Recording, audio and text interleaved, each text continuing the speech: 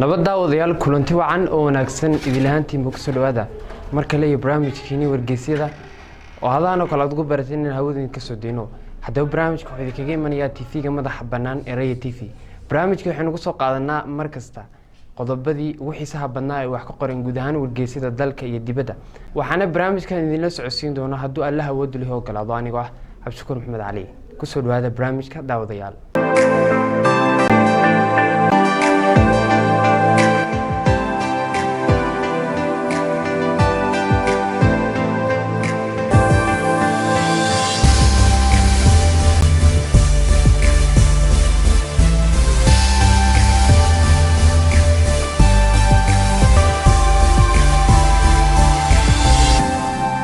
soo qabta daawadayaal qodobka koowaad ee barnaamijkeenu ku soo qaadan doona maanta waxa uu noqon doona daawada maxaad ka taqaanaa magaalo aanay in muddo aba ku dhalayn wax wiilala magaaladan oo magaalo cajiib ah runtii kuna taala dalka Poland waxa wax ka qoray wargeyska Dawan magaalada Miasto oo ku taala koonfur galbeed ee Poland oo qiyaas ahaan koonfurta ka xigta 57 kiiloomitir magaalo madaxda gobolka Opole muddadii ka horeysay sanadkii 1945 deegaankani waxa uu ka mid ahaa dalweynaha Jarmalka waxaana lagu magacaabi jiray Mistis muddadii ka dambeysay dagaalkii labaad ee adduunka magaaladan waxaa caan ka dhigay waqtigaasi kadib markii muddo 10 sanadood ah aanay ku dhalan wax wiila dhammaan caruurta ku dhashay waxay ahaayeen hablo oo kaliya dumarka tuulada ayaa u tagay wadaadada kaniisadaha si ay ugu duceeyaan inay dhalaan wiilal laakiin waxba iskama bedelin arrinkaasi magaaladan shaqo kasta hadda waxa ka qabta dumarka shaqooyinka ay hadda sida xoog leh u qabtaan waxa ka mid ah dabdamiska howlaha nadaafadda iyo waliba kuwa maamulka magaalada dumarka tuulada ayaa siyaabo kala duwan u arka arrinkani markan aan soo qabto daawadayaal warbixinta xigtay gacanteeda ku jirta warbixinta waxay tahay maxaad ka taqaanaa shimbirkii Nabi Maxamed sallallahu alayhi wasallam oo 1400 oo sano ka hor sheegay inuu dabku fidiyo isla markaana ay saanis isla markaana caalamku imika ogaaday inay wax ka jiraan arrinkaasi cimiladu aad bay u kulushahay dalka Australia wuxuu dab ka kacaa kaymaha dalkaasi iyagoo sanadihii ugu dambeeyay la xasuusto dhibta weyn ee uu geystay dabka kaymaha kala duwaneed ku yaala dalka Australia dabkaasi oo gubay meelo badan oo ka mid ah dalka Australia ugu yaraan 28 qof ayaa ku nafwaayay dabkii isku daba xigay ee ka kacay kaymaha kala duwan ee dalka Australia sanadihii ugu dambeeyay dabkaasi oo gubay meelo badan oo ka mid ah dalka Australia gobolka South Wales oo kaliya waxa burburay 3,000 oo guri maxaa sababay haddaba dabka ka kaca inta badan kaymaha Australia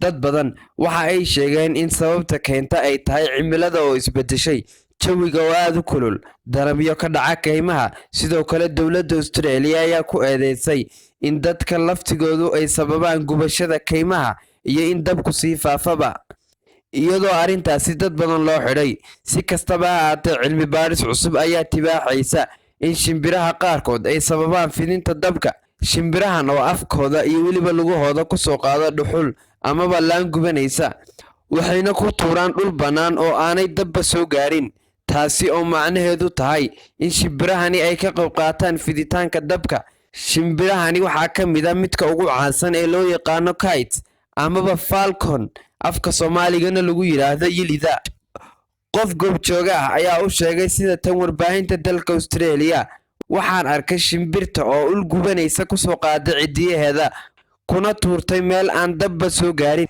isku soo duubo shimbirta haadka amaba yilida loo yaqaano waa shimbir aadamaha dhib baan ku haya shimbirka yilida amaba haadka ee uu amray Nabi Maxamed sallallahu alayhi wasallam in la dili karo ayaa maanta cadaatay xigmad ka mid ah sababaha loo dilayo shimbirkaasi waana mucjiso Nabi Maxamed sallallahu alayhi wasallam uu ka waramay muddo 14 qarni ah ka hor magaalo ku taala dalka Saudi Arabia ayaa la sheegay inay tahay magaalo ay in badan dadku ka baqi jireen haddaba magaaladan ay dadku waxay u magacdareen inay tahay magaaladii habaar qabtada haddaba runtii waa xubin aad u xiiso badan Hegra waa magaalo taariikhi ah oo ku taala waqooyi galbeed gacanka Carbeed meeshan oo ka tirsan wadanka Saudi Arabia waxa lagu arkaa waxyaabo iyo waliba raadad ku taariikhaysan xilli aad u fog qabaa'il ayaa goobtan ku noolaan jiray kumanaan sano ka hor waqtigii Nabi Ciise laakiin waxay caan ku tahay haraadiga dadkii boqortooyada madaxa banaaneed ee Nabatiyaanka iyo qabuuraha dhismaha la yaabka leh loo sameeyey ee ku yaala dhulka lamadegaanka ah.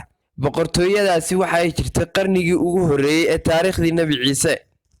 Jerome Rohmer waa khabiir ku xeel dheer taariikhda dadkii hore, isagoo sharaxaad ka bixinaya waxyaabaha lagu xasuuso goobtani. waxa uu yidhi, dabayaaqadii qarnigii koowaad ee dhalashadii nebi ciise ka hor, dadka loo yaqaano nabaatiyaanka ayaa halkan yimiday oo soo degay, waxayna horumariyeen magaalada. xilligaasi waxay u badan tahay inuu maamulayay mid ka mid a boqoradoodii ugu waaweynaa ee la oran jiray Aratiskii afraad. dadkani waxay goobtaasi uga tageen dhammaan qabuurahoodii waaweynaa.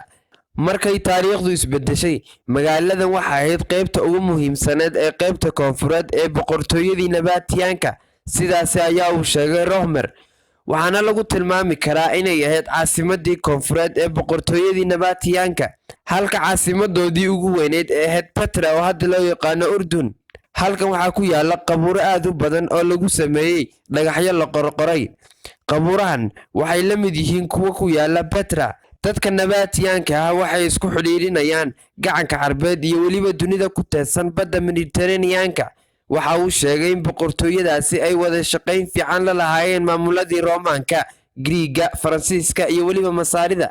Axmed Alimaam oo ah nin ka shaqeeya taariikhda deegaanka ayaa BBC-da u sheegay in Hegra ay ahayd meel xudun u ah isku socodka qaar ka mid a dadkii isaga kala gooji jiray gobolka. qaybta jirta dhinaca waqooyi galbeed ee gacanka waxay marin muhiim ah u ahayd safaradaydii aan ku mari jiray halkan.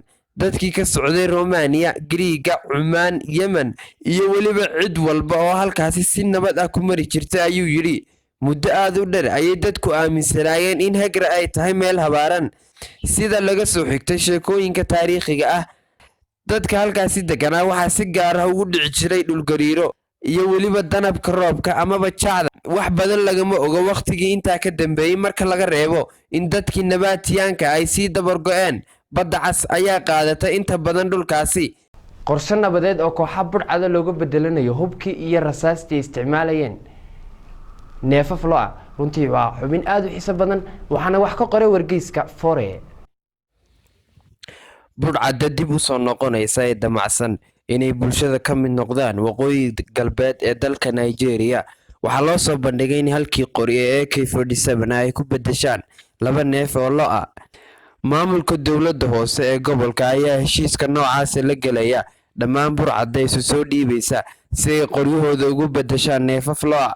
tallaabadan ayaa qayb ka ah isku day dhalinyarada hubka sharci darrada ah haysata fursad loogu siinayo inay ka gudbaan nolosha dambiilanimada. waxaana mashruucan hogaaminaya Pela Motowela, badhasaabka maamulka gobolka Zamfara.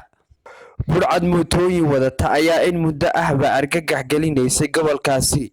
lo'du waxay qiimo sare u leedahay bulshada qabiilka Fulani ee xoolo dhaqatada ah, kuwaasi oo la rumaysan yahay inay mas'uul ka yihiin mowjadaha weerarada ah ee ka socda gobolka.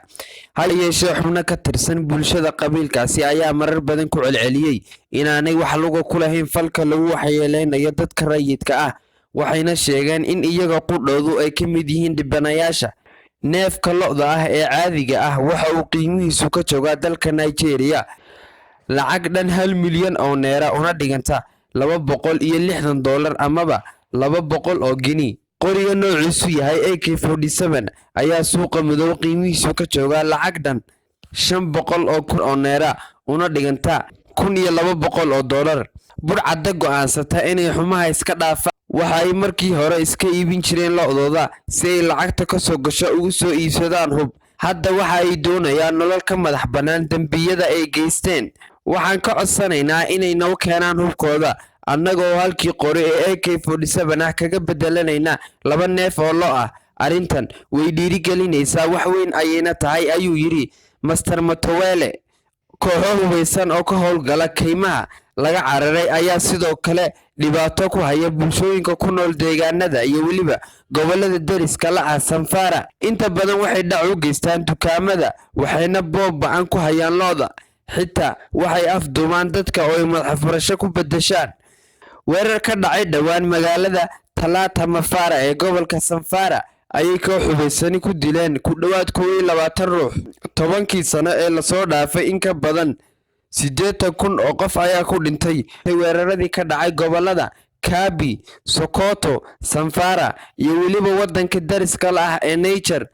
Colaadda ayaa soo bilaabatay muddo dheer ka hor waxayna u dhaxaysay xoolo dhaqatada qabiilka Fulani iyo weliba bulshooyinka kale ee beeraleyda ah. Inta badan dadka degan gobolka Samfara ayaa ka shaqaysta beeraha. Dowladda dalka Nigeria ayaa sidoo kale ballan qaaday inay burburin doonto xeryaha ay burcaddu ku leeyihiin keymaha dhexdooda. toonta iyo afakaadhada oo la ogaaday inay faa'iido wax ka ool u yihiin aadamaha dhammaan. runtii waa xubin aad u xiiso badan, waxaa filayaa inay dhammaanteen manaafici doonto. waxaana wax ka qoray wargeyska Geeska Afrika. Afakaadhaha iyo toontu waxa ay leeyihiin dufan si fudud loo diyaarin karayo oo caafimaadka u wanaagsan. Afakaadhadu waxa ay leedahay faa'iidooyin tiro badan, waxa ayna jidhka siisaa curiyaal nafaqo ah oo tiro aad u badan ah. boqolkiiba 20 ka mid ah xaddiga uu qofku maalin kasta uga baahan yahay acid folic acid.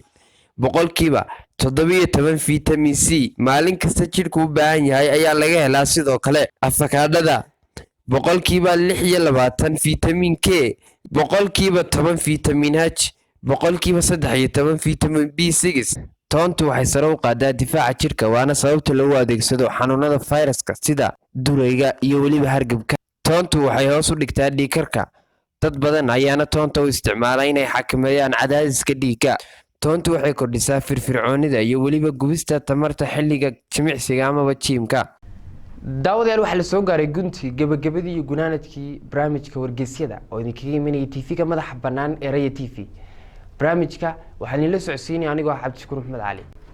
waxaan halkan uga mahadcelinayaa guud ahaan asxaabtii kala qayb qaadatay barnaamijka. intaynu ku kulmi doono barnaamijkan waxaan idinkaga tegayaa salaamullaahi calaykum waraxmatuhu wabarakaatuh.